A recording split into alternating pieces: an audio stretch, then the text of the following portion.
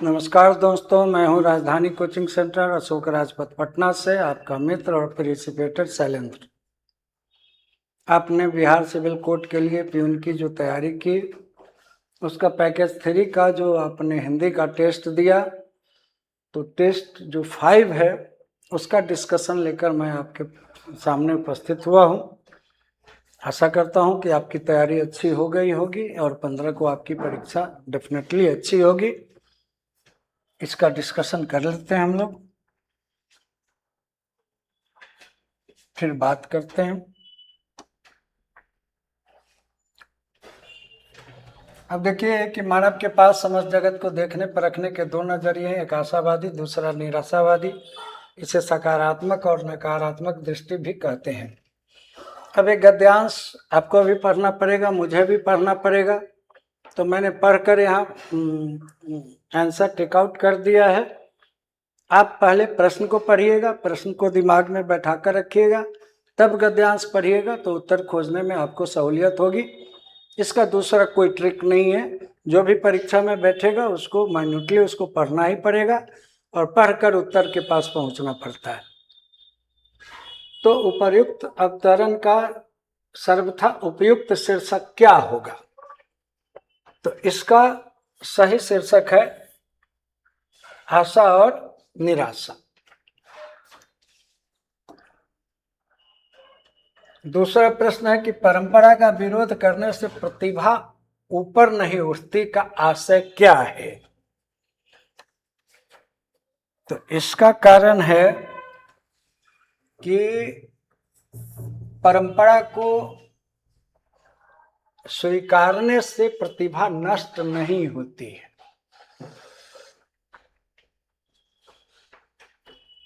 परंपरा का विरोध करने से परंपरा का विरोध करेंगे तो प्रतिभा नष्ट होगी, प्रतिभा ऊपर नहीं उठेगी, और परंपरा का विरोध नहीं करेंगे तो प्रतिभा नष्ट नहीं होगी, ऊपर की ओर उठेगी। नकारात्मकता का यहाँ आशय निराशावाद होना चाहिए, वही है।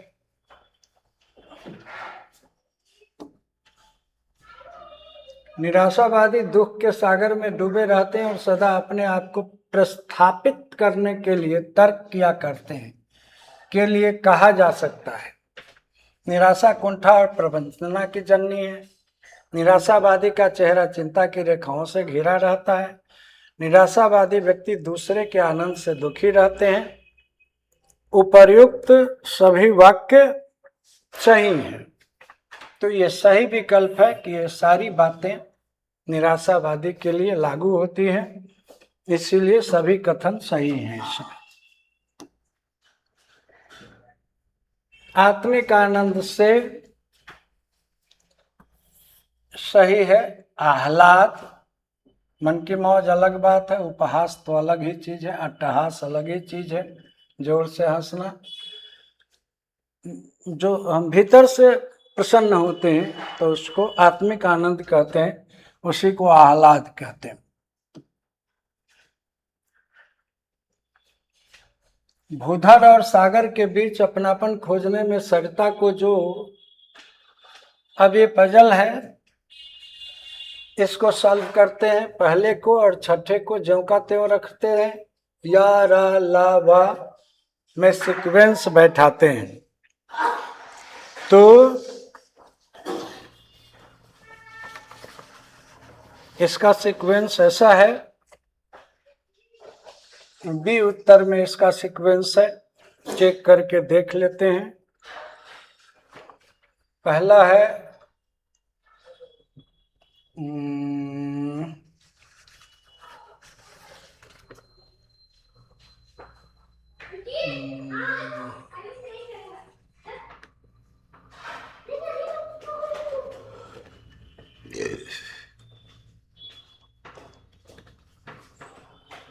ब य ल र, यही है।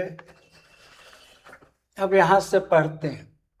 भूधर और सागर के बीच अपनापन खोजने में सरिता को जो अब ये नहीं मिल रहा है इसलिए कि यहाँ प्रिंटिंग में ये छूटा हुआ है। सरिता को जो कठिनाई होती है, अब मिल जाएगा ये। जो कठिनाई होती है नंबर 1, इसे आज तक कोई नहीं जान पाया। नंबर 1 पर वह है। उसके बाद वह बेचारी बार बार अपने गंतव्य को भूलती सी, नंबर 2 पर है। मरुस्थल की अनंत प्यास बुझाने के लिए, नंबर 3 पर है। पछाड़े खाकर लौट लौट जाना चाहती है, नंबर 4 पर है। अब इसको ऐसे पढ़ते हैं। भूधर और सागर के बीच अपनापन खोजने में सरिता को जो कठिनाई होती है, इसे आज तक कोई नहीं जान पाया। वह बेचारी बार बार अपने गंतव्य को भूलती सी, मरुस्थल की अनंत प्यास बुझाने के लिए पछाड़े खाकर लौट लौट जाना चाहती है, पर स्वयं अपनी ही बनाई तटों की कारा में बहने के लिए विवश है। तो अब ये सीक्वेंस मिल गया, तो ये बी आंसर इसका सही है। यहाँ ये छूटा हुआ था कंपोजिंग में, इसलिए मुझे भी उत्तर करने में कठिनाई हो रही थी। उसी तरह का यह है। अब है यह डी उत्तर है। ल व र य का क्रम है इसमें। ल है 1, व है 2, र है 3, इसको सावधानी से करिएगा, और यह है 4। अब इसको पढ़ते हैं। स्वतंत्रता के बाद हमारे इतिहासकारों को समझना चाहिए था कि अंग्रेजों ने अपने आप को मुगलों का कानूनी उत्तराधिकारी सिद्ध करने के लिए तथा हमारे अंदर हीनता की भावना उत्पन्न करने के लिए भारत के इतिहास का रूप ही बदल दिया। आधुनिक इतिहासकारों को नए इतिहास की खोज करनी चाहिए जिसमें सत्य और वास्तविकता हो। अब ये पक्का पक्का सीक्वेंस मिल गया, तो आपका उत्तर है यहाँ डी।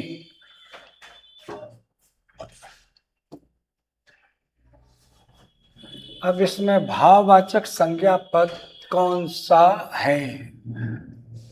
तो भूकंप जातिवाचक, विधायक भी जातिवाचक, और परस्पर विशेषण है, परस्पर संबंध।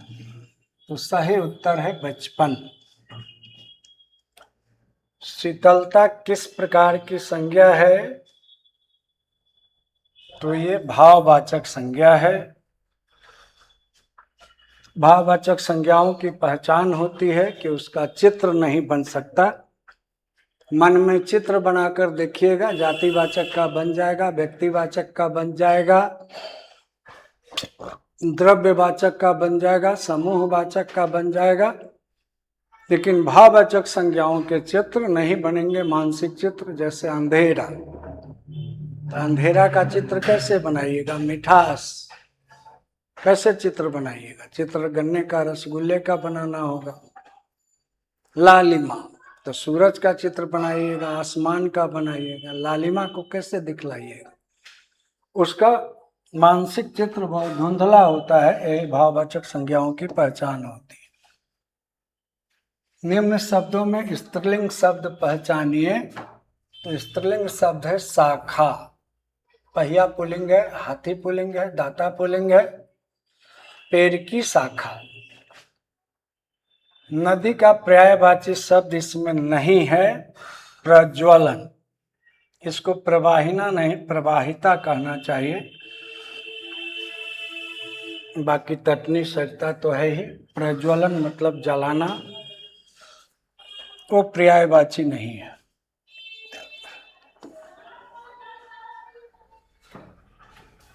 किस विकल्प में सभी शब्द परस्पर पर्यायवाची नहीं है? तो रश्मि, अंशु, मायूख तीनों किरण के पर्यायवाची हैं। ब्याल, उरग, पनंग तीनों सांप के पर्यायवाची है। रजनी, यामुनी, निशी तीनों रात के पर्यायवाची हैं। तो ये तीनों तो ठीक ही हैं, इसमें उचित विकल्प नहीं। गलत और असूची तो ठीक है, लेकिन लुप्त इसका पर्यायवाची नहीं हो सकता है, ये असंगत है। इसलिए वह जो त्रियक है, वो जो तिकरी है, वो सही नहीं है। किस विकल्प के सभी शब्द परस्पर पर्यायवाची हैं? तो अग्नि, बहनी और अनल होता है, अनिल नहीं होता है। पाषाण, अश्म और उत्पल तीनों ही पत्थर हैं। व्योम, नभ, अंबर तीनों ही आकाश है। आपको पयोधर, उरोज और सरोज 13 13 13 13 ये सही नहीं है।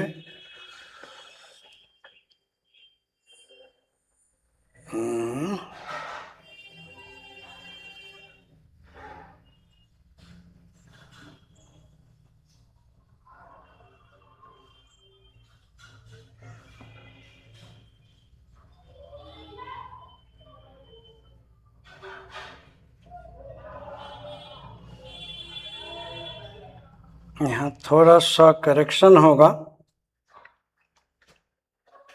अग्नि, बहनी, अनिल मतलब हवा होता है, इसको होना चाहिए अनल, आग का पर्यायवाची।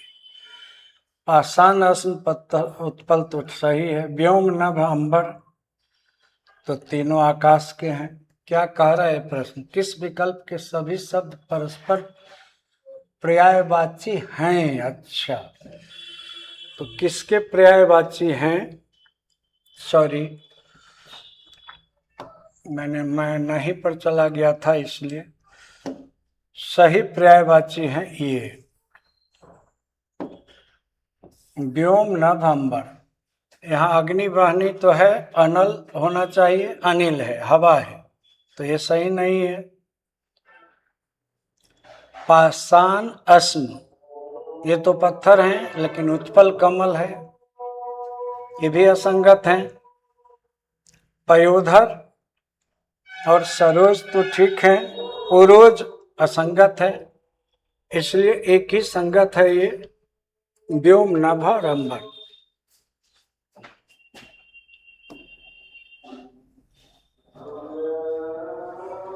विलोम शब्द की दृष्टि से इनमें से सही युग्म कौन है? तो सही युग्म है आकीर्ण विकीर्ण। एप्सित अभिप्सित नहीं होता है, आहत अनाहत होता है, निराहत नहीं होता। अदोष सदोष तो और दोष के साथ हो गया, तो ये सही विकल्प यहाँ है। इसमें विलोम की दृष्टि से एक युग्म गलत है, वो कौन गलत है? तो बर्बर और सभ्य तो सही है, मौन, मुखर तो सही है, अनुचर और परिचर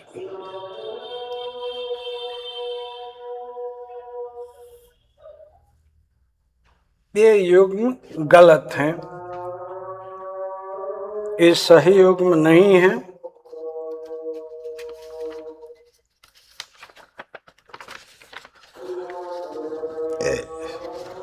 शानदार का शर्मनाक चल सकता है, यही एक युग्म है जो गलत है।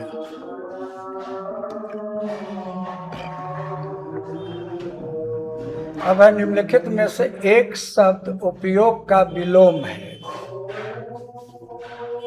तो उपयोग का विलोम अनुपयोग होता है, लेकिन निरुपयोग भी चल सकता है। यही उत्तर होगा। जो शत्रुओं को मार डालता है वो शत्रुहंता कहलाता है। शत्रुघ्न भी चलेगा।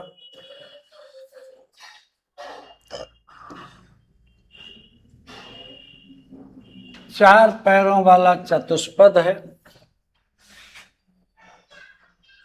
साफ साफ कहने वाला वाक्यांश के लिए स्पष्ट वक्ता है।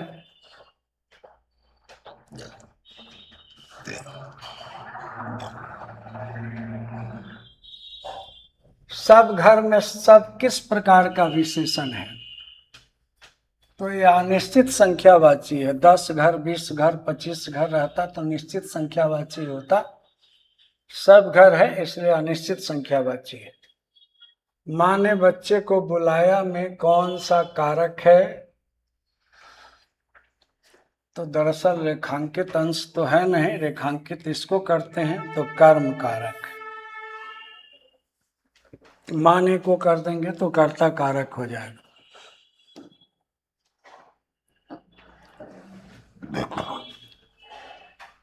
मैं चला हूं, यह जो है सो आसन्न भूत का वाक्य है।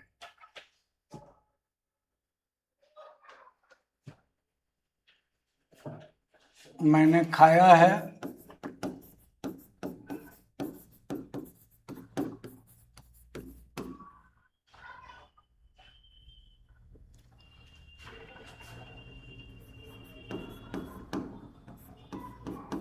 मैं गया हूं, मैं चला हूं, आदि आदि। क्रिया पुल्लिंग रहेगी तो ने चिन्ह आ जाएगा।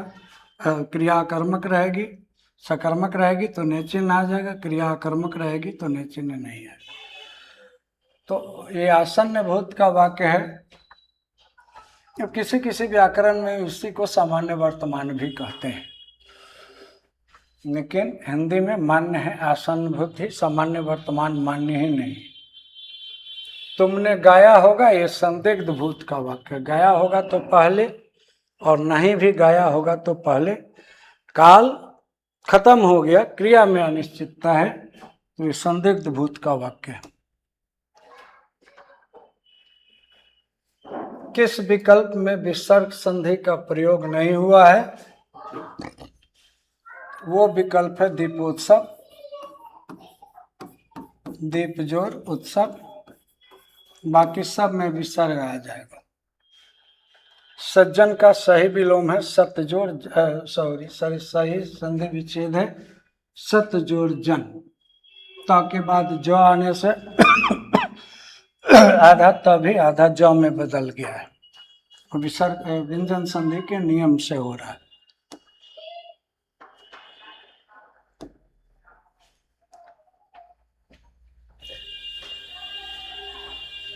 अब इस प्रश्न पर 26 पर थोड़ा सा आपको रुकना होगा, क्योंकि इससे मैं थोड़ा कम सहमत हूं। किसी परीक्षा का यह प्रश्न है, दे दिया गया है निम्नलिखित में से किस शब्द का समास विग्रह सही नहीं है? तो उत्तर ये होगा, इसका विग्रह है वन में वास।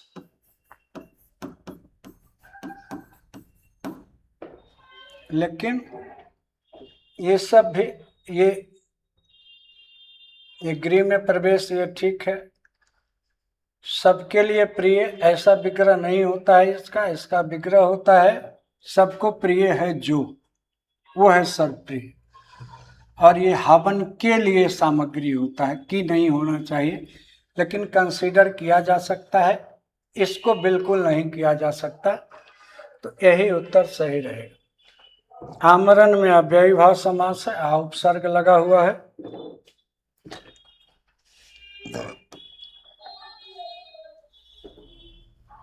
द्वंद्व समास में दोनों पद प्रधान होता है। मुहावरे का अर्थ युग्म दिखलाना, दूध का धुला होना, निष्कलंक होना ठीक है। मुट्ठी में करना, वशीभूत करना ठीक है। गाल बजाना, बढ़ चढ़कर आत्म प्रशंसा करना भी ठीक है। एक आंख से देखना मतलब सबको बराबर मानना होता है, यहाँ भेदभाव करना कर दिया गया है, इसलिए इस विकल्प को आपको चुनना होगा।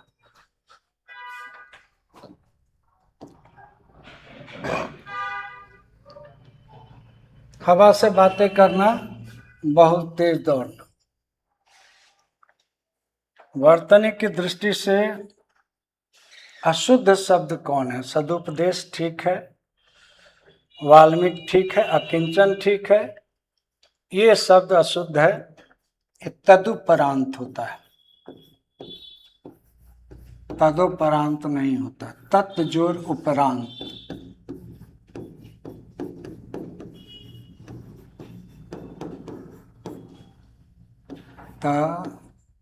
त का हो जाएगा द, तदुपरांत।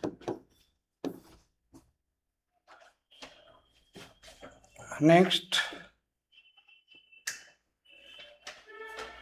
वर्तनी के शब्द से शुद्ध शब्द एक ही है यहाँ, अभिराम मतलब सुंदर। इसमें से कौन सा शब्द तद्भव है? तो डंक, इसका तत्सम होता है दंश, बाकी सब तत्सम है।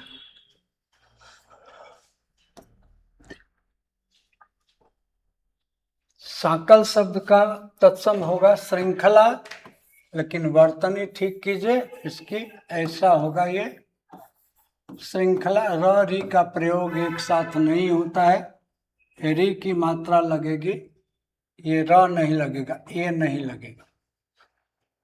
किस शब्द में कोई भी उपसर्ग नहीं? अप्रत्याशित में अ है, असुरक्षित में अ है, स्वागत में सु है, स्वार्थ में नहीं है।